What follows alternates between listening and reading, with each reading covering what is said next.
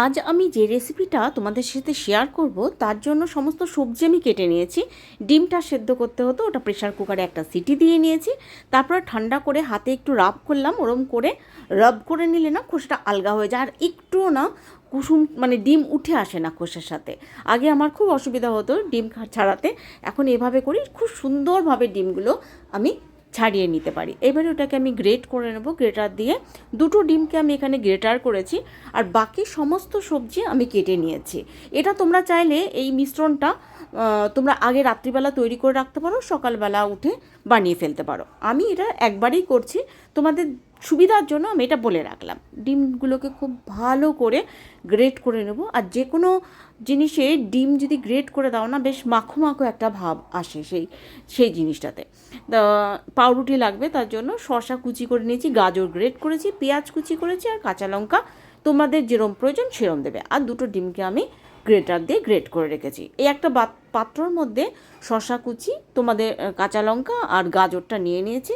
এবার এর মধ্যে আমি যে ডিমটা গ্রেট করে রেখেছিলাম সেই ডিমটা দিয়ে দেবো। তোমাদের যদি পরিমাণ তোমরা তোমাদের মতন বাড়িয়ে কমিয়ে নিও। আমি দুটো মানে তৈরি করব, চারটে পাউরুটি দিয়ে স্লাইস, মানে চারটে স্লাইস থাকবে সেটা দিয়ে।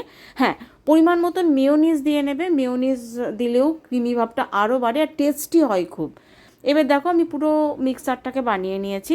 পেঁয়াজ কিন্তু আমি তখন দিইনি, আমি পরে দিয়েছি। রাত্রিবেলা যদি তোমরা মিক্সচারটাকে বানিয়ে রাখো তাহলে তখন পেঁয়াজ দিয়ে দিও না।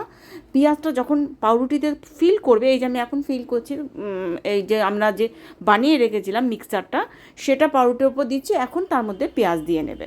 রাত্রিবেলা দিয়ে রাখলে কিন্তু একটা বাজে গন্ধ হয়ে যাবে। তোমাদের যেরকম পাউরুটির মধ্যে দরকার, তুমি যদি বেশি পুর খাও তাহলে বেশি দিও, যদি মিশ্রণটা কম খাও তাহলে কম দিয়ে তার উপরে একটা পাউরুটি দিয়ে একটু বাটার ব্রাশ করে নেবে।